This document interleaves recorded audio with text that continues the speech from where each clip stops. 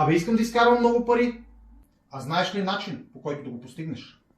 Все още не, но се оглеждам за такива възможности. Има такава възможност. При това все повече хора се възползват от нея. Каква е тя? Трябва ли да имам някакво образование? Какво трябва да умея? Има ли значение къде живея? С какво се занимавам? Не се изисква никакво образование. Няма значение къде живееш. А до уменията човек се учи докато е жив. Стига да имаш желание. А какви пари мога да изкарвам?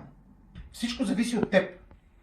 Зависи колко действия си готов да извършиш. На всеки 3 месеца доходът ти може да се покачва по 500 или 1000 лева. Но това са много пари. Това означава, че мога да постигна на месец между 2 и 4000 лева още през първата година. Така ли? Да, точно така. Ежемесечен доход. И да не спира да расте. Как ти се струва? Страхотно! Възможността е голяма, но и критиците са много. И каква е целта? Какво трябва да правя?